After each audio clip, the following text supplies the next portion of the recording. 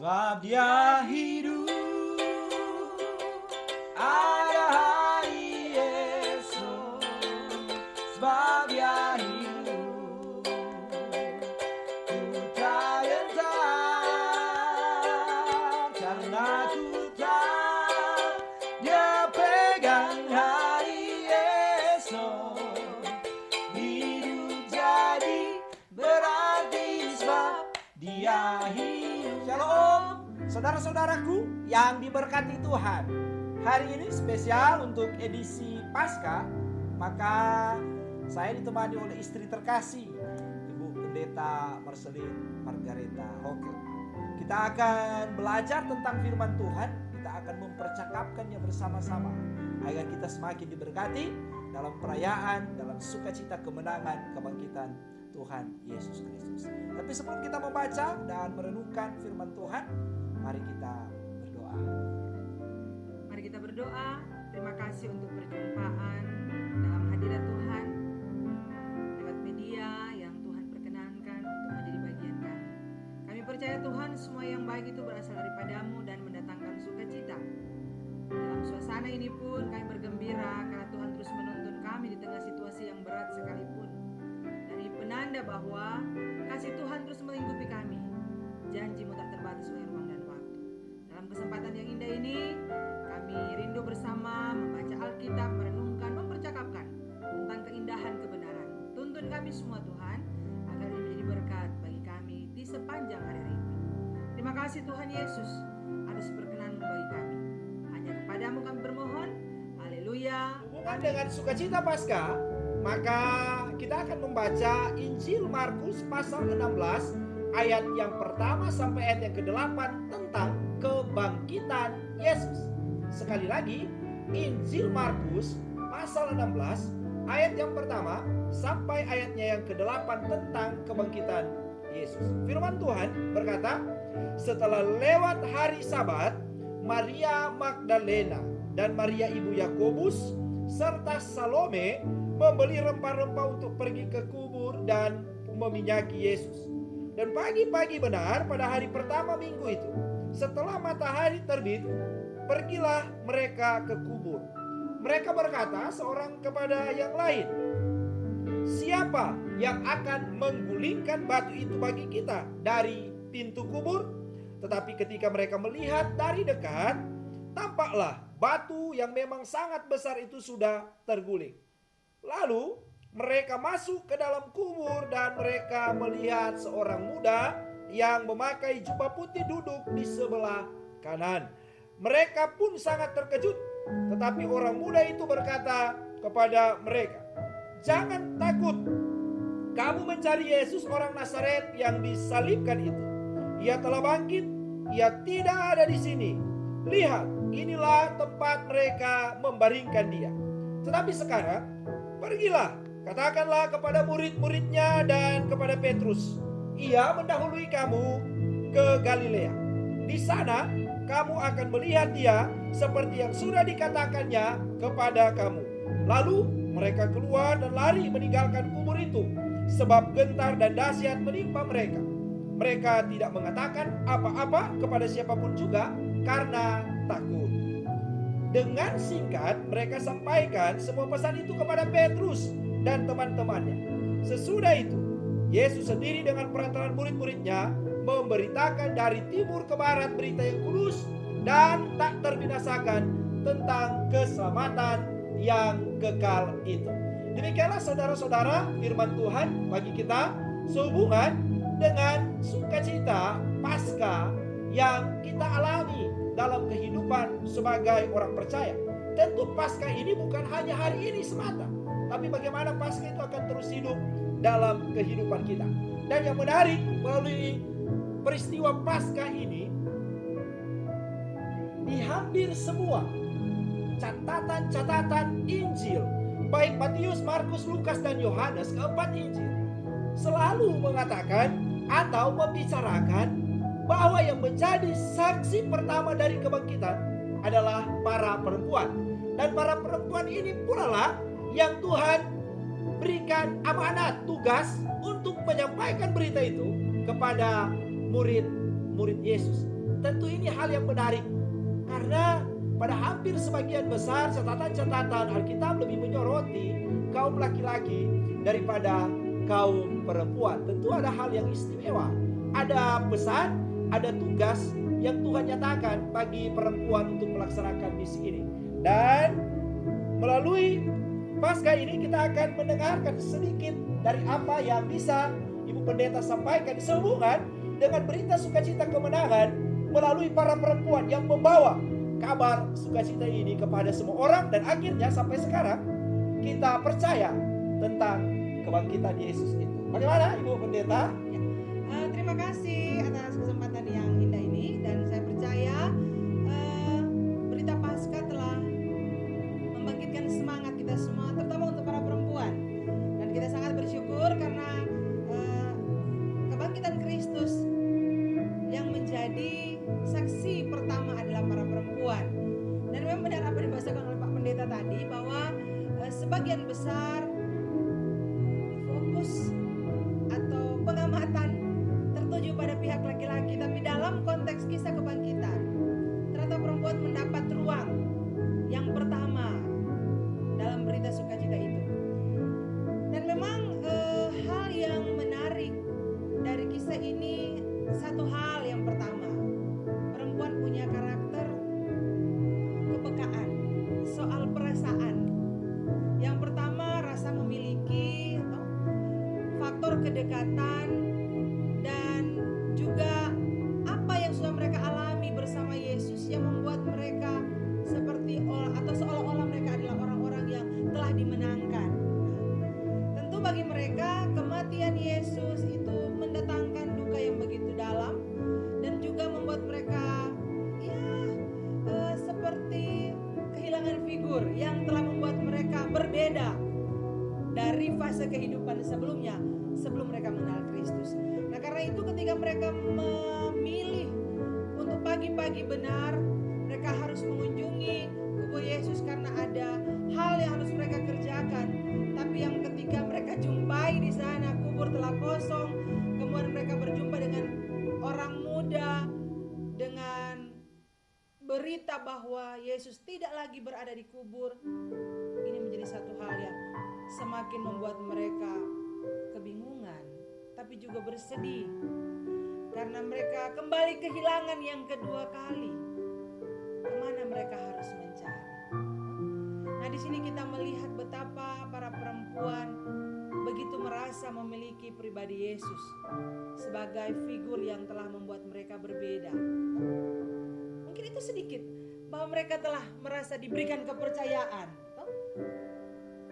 Iya, memang ketika kebangkitan Yesus ada kesedihan karena di mana jasad Yesus? Karena sebenarnya mereka hendak datang meminyaki Yesus. Makanya dalam catatan Alkitab di ayat yang pertama mereka membeli rempah-rempah. Rempah-rempah di sini kan dibahasakan sebagai minyak wangi yang kental yang biasanya dikenakan atau dioleskan di kain kafan seorang yang sudah meninggal agar supaya tidak berbau busuk. Karena kita tahu bersama bahwa pembusukan di daerah panas itu lebih cepat sehingga cepat tercium aroma yang tidak mengenakan. Perempuan-perempuan ini dengan luar biasa mempersiapkan itu, kemudian membawa di kubur. Tapi tadi sebagaimana dikatakan ada kesedihan karena kemudian Yesus juga, jasad Yesus tidak ada. Tapi hal yang menarik bahwa kesedihan ini sebenarnya kan Ibu Pendeta tidak berlangsung lama. Karena di balik kesedihan ada sukacita. Ketika malaikat atau seorang muda yang dibahasakan di sini mengatakan, jangan takut sebab Yesus sudah bangkit. Dia tidak ada di sini dan dia telah mendahului kamu ke Galilea. Hal yang menarik di sini bahwa ternyata perempuan yang sedih kemudian bergembira. Tapi kemudian juga kita melihat di mana para laki-laki, di mana para murid-murid Yesus, ya? Mengapa kaum pria tidak ada pada saat kebangkitan Yesus, tapi mengapa perempuan yang ada di sekitar Yesus? Mungkin ini hal yang menarik untuk dilihat. Kemana para lelaki? Kemana para murid-murid Yesus, 12 murid Yesus yang ketika pelayanan bersama dengan Yesus, 12. mereka ada 12 murid, 11 murid setelah 11 murid setelah kematian Yesus karena Yudas kemudian sudah mati. Ya, silakan Ibu Pendeta. Ya, terima kasih karena inilah sesuatu yang spesial karena Tuhan memberikan kepercayaan. Dari komunitas atau figur atau sosok atau pribadi perempuan yang dianggap lemah, bukan kelompok yang penting, dinomorduakan, tapi sebagaimana maksud Allah bahwa Dia akan memberikan kesempatan, memberikan ruang, memberikan kepercayaan kepada semua yang terlupakan, semua yang terpinggirkan, semua yang tidak dianggap, tapi kemudian di dalam Dia diberikan kepercayaan. Jadi ini juga hendak menegaskan bahwa para perempuan mewakili orang-orang yang sebelumnya kehilangan kepercayaan, orang-orang yang sebelumnya kehilangan tempat dalam komunitasnya, baik masyarakat maupun kehidupan keagamaan. Dan ini satu hal yang luar biasa yang harus kita syukuri, bahwa kehadiran Tuhan dalam kehidupan manusia adalah memberikan kepercayaan untuk hidup jauh lebih baik, lebih berbenah, lebih percaya bahwa Allah turut andil dalam kehidupannya sebagai orang-orang yang spesial. Ya, memang menarik ya, melalui teks ini sebagaimana perempuan mendapatkan tempat. Mereka bukan menjadi orang yang nomor 2, tapi menjadi yang pertama dari setiap sukacita. Kita melihat juga bahwa ketika Tuhan memilih Maria sebagai seorang perempuan untuk suatu berita sukacita.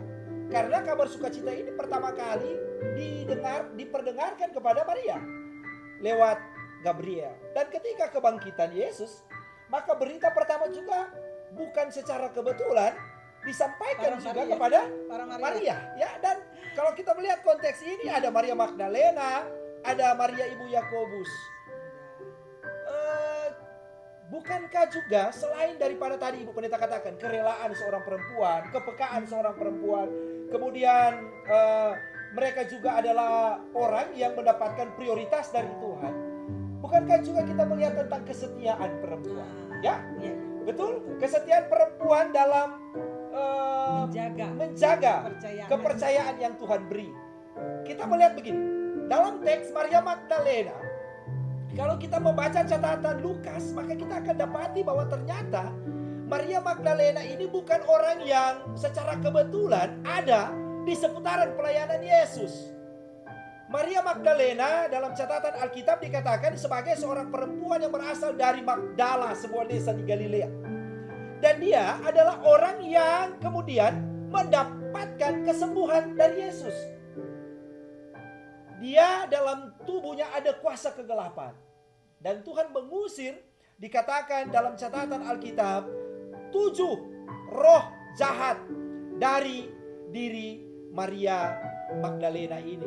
Dan melalui kesembuhan ini, maka melalui kasih sayang Tuhan ini, dia mempersembahkan yang terbaik buat Tuhan melalui kekayaan yang dia miliki. Catatan-catatan Alkitab dikatakan bahwa dia kemudian menggunakan kekayaannya untuk menopang pelayanan Yesus dengan perempuan-perempuan yang lain. Kalau kita bisa membaca itu dalam catatan Lukas 8 ayat 3. Jadi pendeta, pertama tadi pendeta katakan bahwa kepekaan, kerelaan sehingga mereka menjadi yang pertama dipilih Tuhan untuk memberitakan. Kedua adalah mereka juga mendapatkan prioritas dari Tuhan. Dan yang ketiga tentu hal yang menarik, kesetiaan. Kalau Ibu Pendeta bagaimana? Kesetiaan ini seorang perempuan, para perempuan, ya. Karena perempuan ini kita melihat ketika Yesus disalib mereka ada. Dan mereka melihat penyaliban Yesus sampai Yesus mati. Bahkan ketika Yesus bangkit, akhirnya mereka yang pertama menjadi pribadi-pribadi yang dipercaya untuk mewartakan kebenaran. Silakan Ibu Pendeta. Ya, terima kasih. Kembali saya mengulang kembali bahwa ternyata di sini kita melihat bagaimana Tuhan menentukan pilihan dengan tidak melihat siapa dan bagaimana. Karena itu bagi setiap perempuan Atau juga bagi setiap orang yang pernah mengalami kondisi diabaikan, mengalami kehidupan masa lalu yang kelam, jangan pernah ragu tentang hari esok.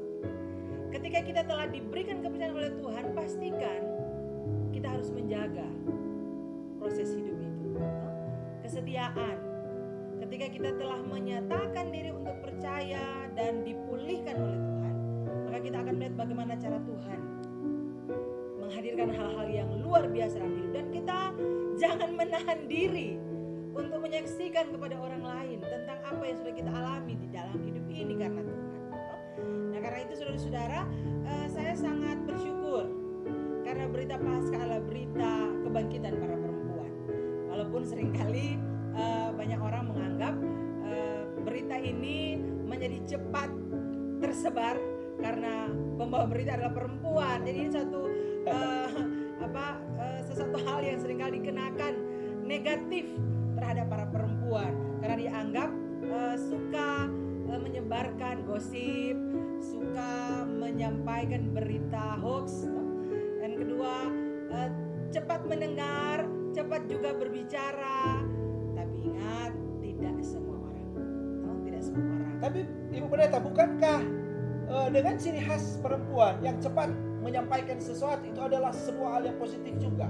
Kita maknai secara positif bahwa ketika perempuan mendengar, kemudian diberikan tugas, maka dengan cepat dia melaksanakan tugas, tidak menahan-nahan. Walaupun ada keraguan, tapi karena ada kekuatan dari Tuhan, maka mereka melakukan. Dalam teks kita lihat ayat 8 bahwa mereka keluar, mereka sempat terdiam, mereka takut, tapi akhirnya mereka dengan cepat pergi untuk menyampaikan berita ini. Jadi dapat dikatakan bahwa memang kadang-kadang orang membahasakan berita ini diterima pertama-tama oleh perempuan agar supaya cepat tersebar dengan pola hidup seorang perempuan, ya, yang cepat memperkatakan sesuatu sebagaimana yang Pendeta katakan. Tetapi itu juga hal yang positif, saya kira. Karena kalau seorang laki-laki biasanya dia akan memikirkan sesuatu dengan mendetail, dengan segala pertimbangan untuk menyampaikan sesuatu, ya.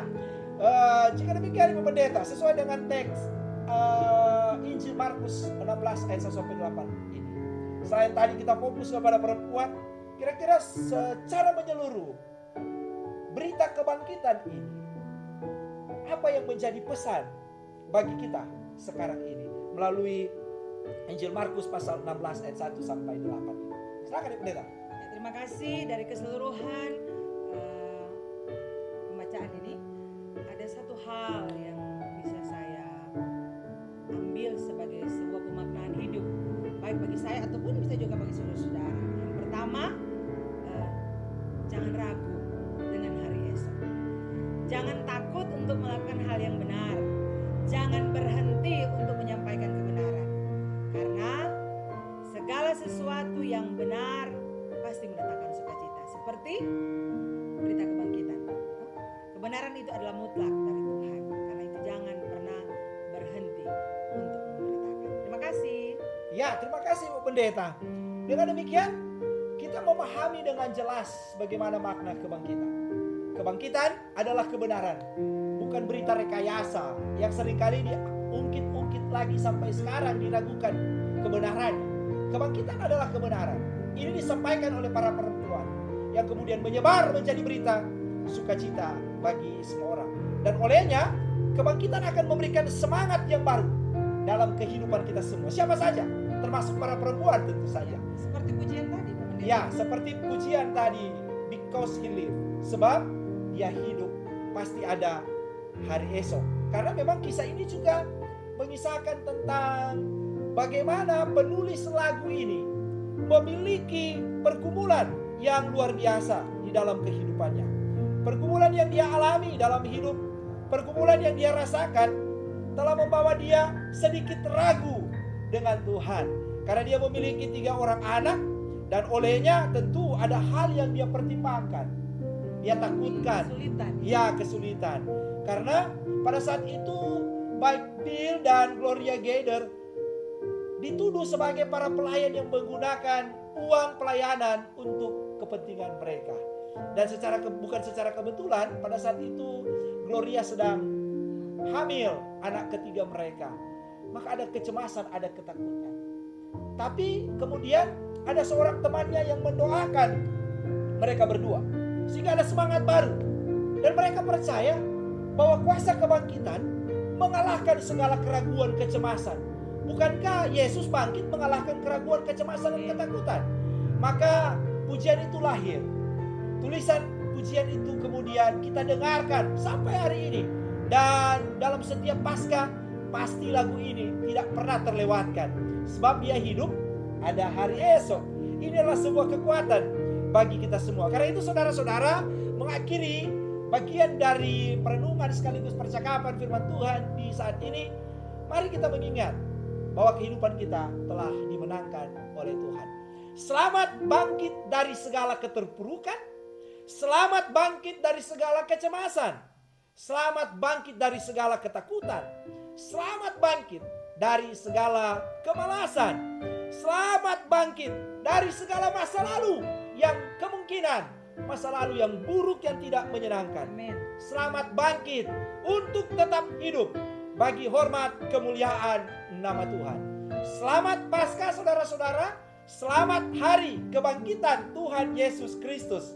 Hak Pesak Sameak. Tuhan Yesus memberkati kita. Amin. Kita berdoa. Terima kasih Tuhan untuk kebaikan yang Engkau anugerahkan bagi kami hari ini. Kami boleh belajar sejenak tentang firman-Mu. Kebangkitan-Mu menyelamatkan kami. Dan kiranya kebangkitan-Mu tidak kami sia-siakan dalam hidup yang Tuhan beri. Kami hidup dalam kebangkitan Tuhan. Kami hidup untuk memberitakan Tuhan bagi semua orang.